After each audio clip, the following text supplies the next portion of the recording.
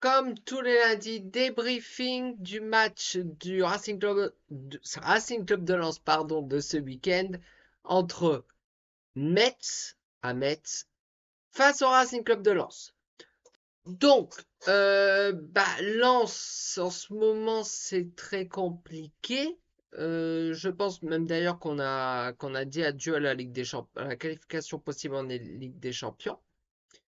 Euh, le groupe.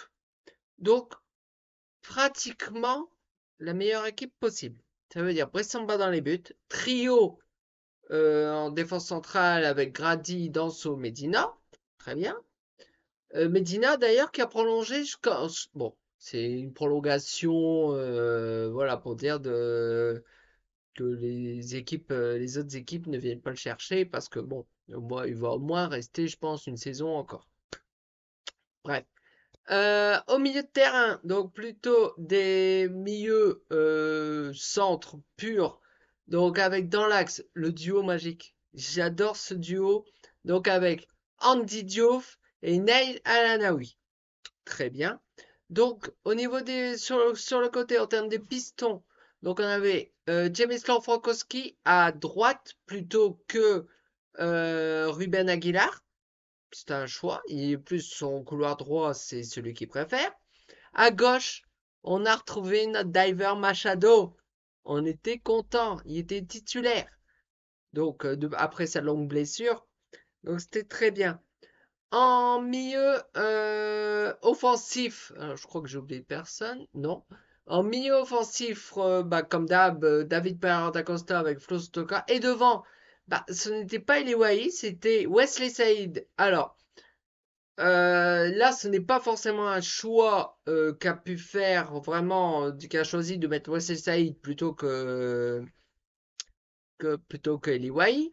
Parce qu'en fait, Eliwahi a eu une semaine d'entraînement compliquée. Il a été blessé. Il a eu un menu assez aménagé par rapport à ses petits bobos. Et donc, il était remplaçant hier. Ce week-end. C'était pas hier, c'était vendredi. Bref. Le match démarre plutôt bien, même très bien. Lance maîtrise très très bien. Voilà, tout de suite vont vers l'avant. On a retrouvé franchement le jeu lensois. Alors Metz, avant ce match, bon même après ce match, ils sont 19e de Ligue 1. Donc bon, mais voilà, prudence quand même. On n'a pas dû attendre longtemps. 5e minute, une offensive. Wesley Saïd, quel ballon. Il se fait sécher par le portier. Alors, je n'ai plus son nom. Alors, je vais regarder sur mon petit. C'est Okidja. Voilà, je ne savais plus son nom. Okidja qui sèche Wesley Saïd. L'arbitre cherche pas à comprendre. Penalty pour Racing Club de Lens. C'est qui tire? C'est Flo Sotoka qui peut tromper donc le portier messin. Et ça fait 1-0 au bout de 9 minutes de jeu. D'ailleurs, 5 minutes, c'est un petit peu léger.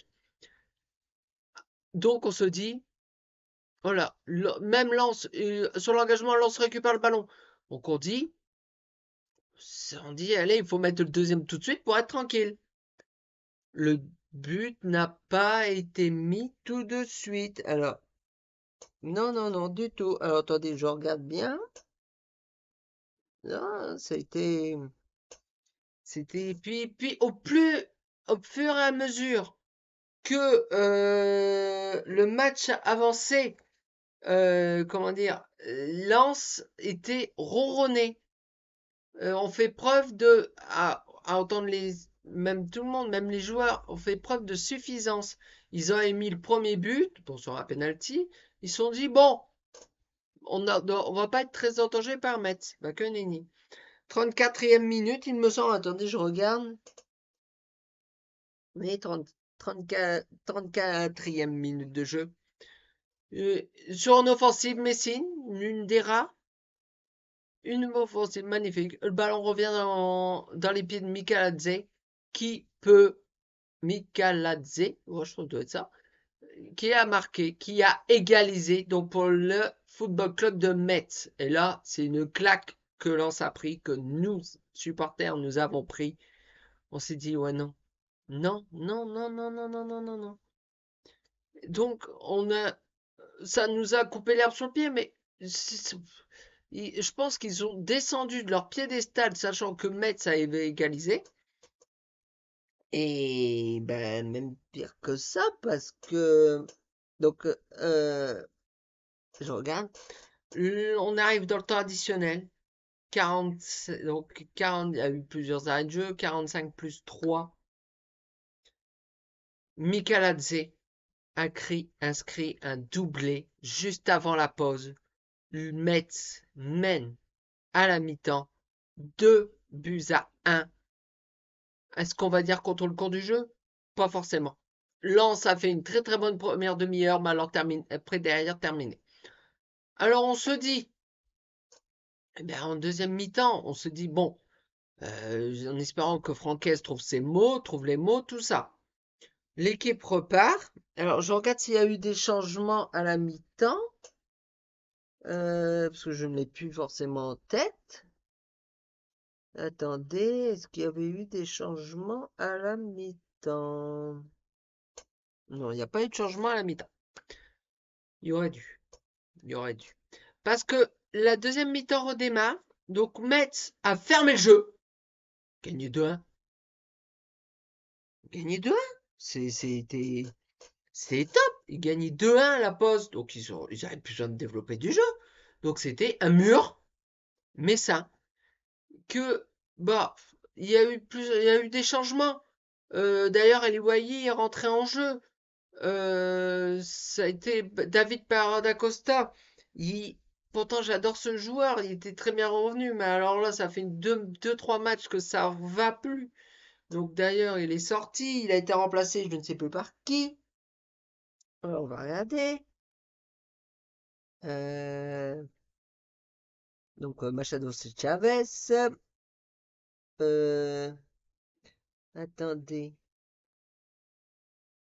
Ah bref, ah non, il n'est pas sorti. Je pensais qu'il était sorti, mais non, non, non, il n'est pas sorti.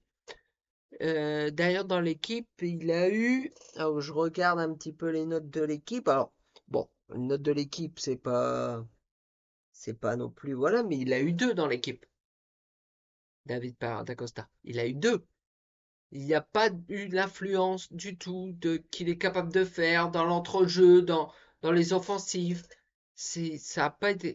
Donc il y a eu des changements. D'ailleurs, Eliwayi est rentré à la place de Wesley Saïd qu'on n'a pas vu, si ce n'est sur le penalty, parce que la faute du gardien est sur lui. Mais je ne tire pas sur Wesley Saïd du tout, mais je préfère. Il n'y a pas le même profil qu'Eliwayi, mais je préfère le profil d'Eliwayi. Excusez-moi, mais je préfère le profil d'Eliwayi. Mais malheureusement, il était blessé. Enfin, il revenait de blessure, donc il n'a pas eu une très bonne semaine d'entraînement. Le match, donc, Lens a essayé, mais sans, sans plus, quoi. Ça a été. Voilà. Et puis, ce qui devait arriver arriva. Metz a gagné ce match 2 buts à 1. Et est-ce que c'est mérité? Bah oui. Non seulement, je veux pas dire que Metz, mais Mikaladze, c'est ça? Attendez, je regarde le nom parce que j'ai l'impression de pas te dire bien. Euh, Mikaladze. Ouais, c'est ça, Mikaladze. Bon, je sais pas si je le dis bien, mais bon, voilà. Il peut arriver à Lens en soutien, en attaquant avec Eli Wahi la saison prochaine. Moi, je dis oui, oui, oui.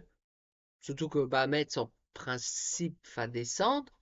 Donc je pense qu'il y a une petite course à aller faire du côté de l'attaque du FC Metz. Parce que Mikaladze, franchement, il nous a fait du mal. Il a marqué 2 buts.